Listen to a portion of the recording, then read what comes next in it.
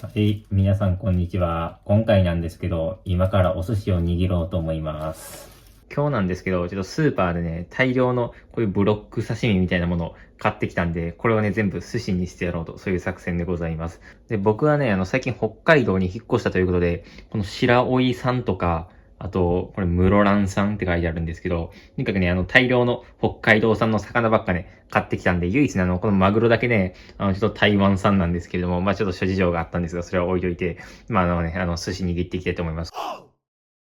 というわけでね、早速お寿司作っていきたいと思います。まあ、今回はYouTube とかでお寿司の作り方をめっちゃ調べたんで、結構本格的なお寿司を作ろうと思います。で、まずね、酢飯を作るために、お米を炊くんですけれども、残念ながらね、僕家に炊飯器がなくて、鍋でね、こう米を炊かなくちゃいけません。まあ、これ結構チャレンジングなんですけれども、またこう米とお水を同じ分量入れて、まあ、あとはね、これをこう煮るだけで、お米が炊けるっていうね、意外とこう簡単に鍋でもこう米が炊けるらしいですね。なんか30分間浸水しなくちゃいけないんで、まず30分測ってですね、まあ、この待ち時間の間に、先にね、お寿司のネタの処理をしていきたいと思います。まずね、これ甘エビですね。旬って書いてあるんですけど、旬の甘エビなんで、結構美味しいんじゃないかと思っております。まあ、こんなん今まで触ったこともなかったんですけど、まあ、初めてやっていきます。これ塩水でね、洗っていきます。ここからね、ポイントなんですけど、まずこう、頭をね、ねじって落とすんですね。で、ここが一番難しいポイントなんですが、お腹の方からね、こう、殻をめくっていって、こう、回転させるように、こう、綺麗に剥いたら、こうよく見る甘エビの形になるっていうところで、まあ、頭取って、回転させながら剥いていくと。これ結構ね、思った以上に難しいんですけど、意外とね、できました。焦ってこう思いっきり力ずくでやって、身がボロボロとかだけは何としても避けなければいけませんということで、しっかり全部やっていきたいと思います。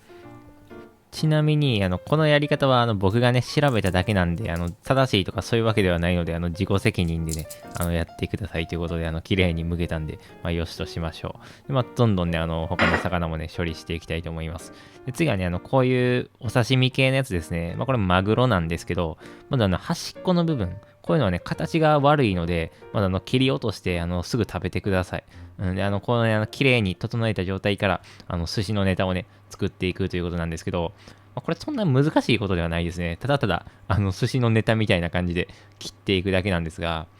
これね、包丁の切れ味があんまり良くなくて、本当はね、もう1回でこう、スパッと切れるものを、何回もね、こう、こねこねしたら、あんまり良くないと思うんですけど、特にこういう風に身が切れてしまうってことだけは何としても避けなければいけませんっていうところなんで、本当はね、もっと切れ味のいい包丁がいいんですけど、まあ、そんな夢物語言ってられないんでね、この、ヘボい包丁、ヘボくはなかったんですけど、買った当初はね、すごかったんですけど、もう3年も使ってたらね、切れ味がちょっと落ちてきたという包丁でね、切っていくわけです。で、次にサーモンですね。これびっくりしたのが、北海道産のサーモンっていうのがあるんですね。今まで僕、ノルウェーとかチリのサーモンしか食べたことなかったんで、この北海道のサーモンっていうのはちょっと初めてなんですけど、ちょっとどんな味がするのか楽しみです。で、これはね、なんか一番初めから綺麗な形だったんで、もうどんどんね、寿司のネタに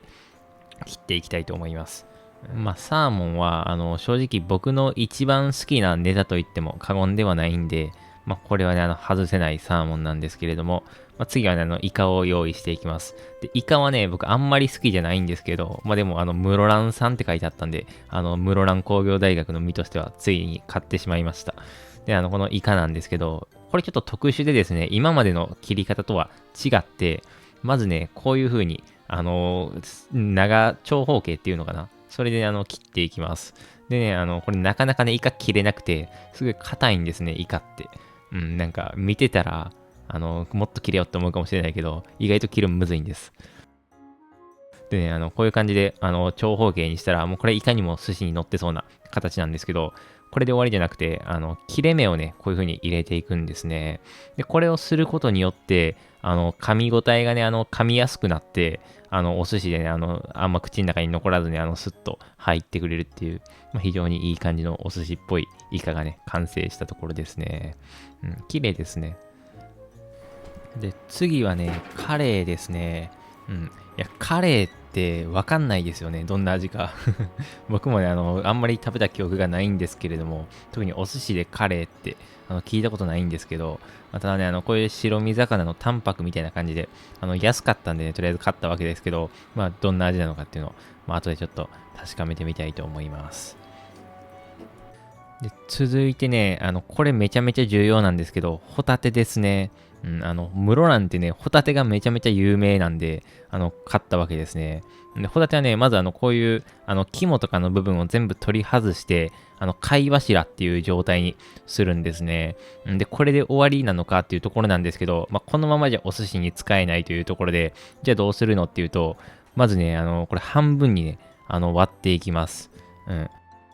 で、この半分に割って、これね、開くとですね、なんとお寿司みたいになってるっていうね、衝撃的な、ネタなんですけれども、このホタテね、お寿司使っていきたいと思います。そうこうしているうちに、米がね、炊けてました。で、これオープンっていうところなんですけど、あんまりね、これ湯気出てないんですよ。これはね、僕が一回途中で蓋を開けてしまったからですね。絶対やっちゃいけないんですけど、ずっと開けてしまってですね。で、まあ、このお米がね、炊けたということで、このボウルに、ちょっと移し替える必要があるんですけど、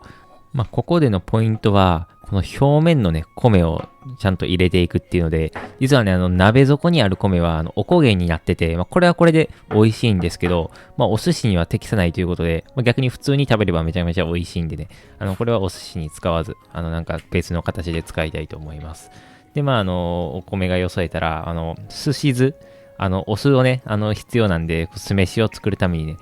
寿司酢を、まあ、大さじ2杯ぐらいですかね、こう、やっていきます。でね、これを、まあ、混ぜていくっていう感じですね。まあ、コツとしては、素早くこう、切るように混ぜる。これでね、均一に、こう、固まらずに、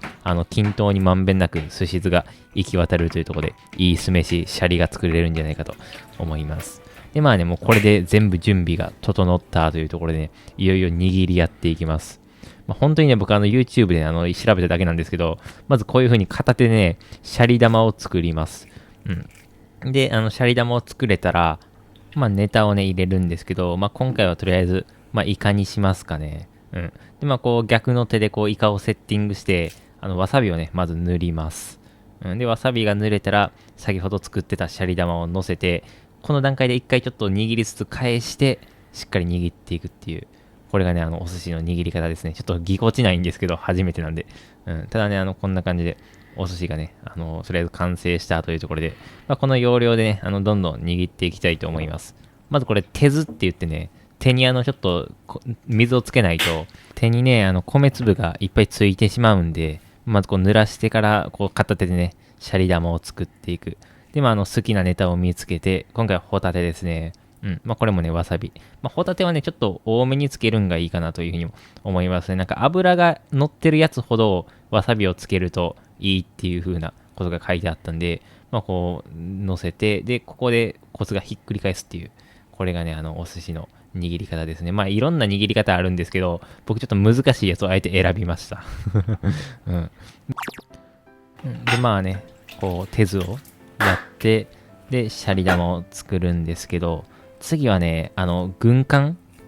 巻きをね、ちょっと作っていきたいと思います。まあこれちょっと難しいんですけど、まあ普通にさっきと同じように、まずシャリ玉を作って、その次にまあ何もない状態で一回こういう感じで握って、で、海苔をね、巻いていきます。で、これね、ちょっと海苔がね、長くなりすぎて、2周ぐらいいっちゃってるんですけどこれは僕のミスです。で、こう、海苔巻いたら、まあ普通端っこの方がこう、ペラペラとめくれてきちゃうじゃないですか。これどうするかというとね、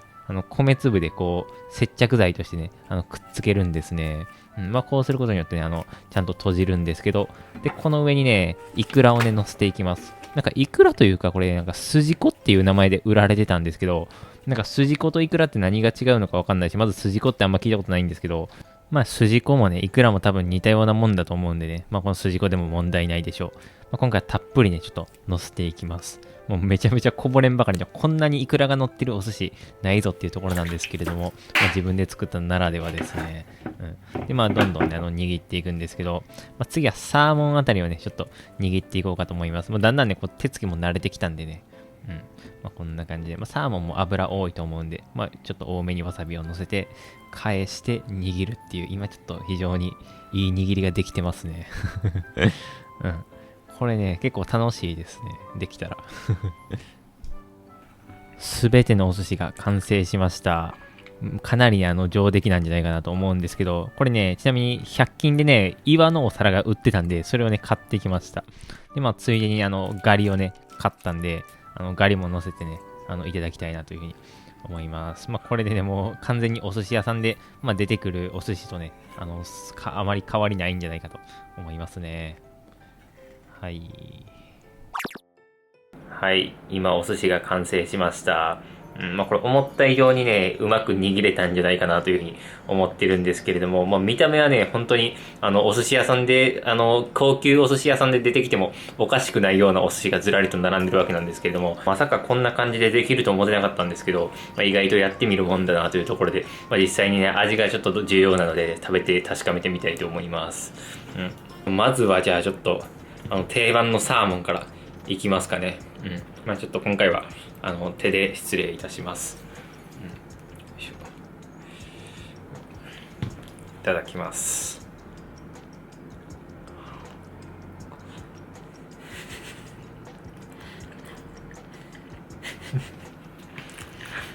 美味しい。めちゃくちゃ美味しいなこれ。でも感動するレベルの美味しさですね。これちょっと画面暗くなっちゃったよ。なんでこんな美味しい食べ物を気づかなかったのってぐらい。本当に今まで食べたお寿司の中で一番美味しいかもしれない。カレーですね。カレーって僕あんまり食べたことないんですけれども、特にお寿司のカレーなんか聞いたことないんですけど、意外と安かったから、そんな高級魚っていうわけではないと思うんですけど。うまっ。んでこれ。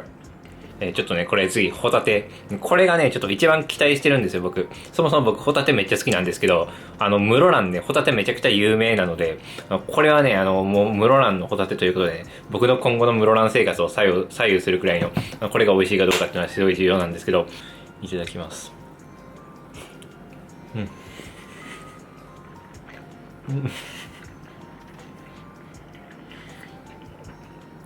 なんてこった。ナンバーワンです。これ圧倒的ナンバーワン。ちょっとこれありえないぐらいの美味しさだな。なんでこんなものがスーパーで平気で売られてんのかわかんないんですけど、これちょっと美味しすぎるから、みんな気づいてないのかなこのホタテの美味しいってことに。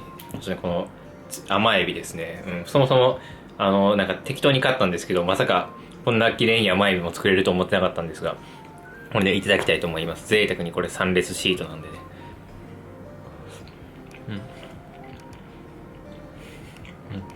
ホタテ超えたかもしれない。これ、甘エビがこれ一番美味しいかもしれない。なんか、こんな濃厚な甘エビ、食べたことないですね。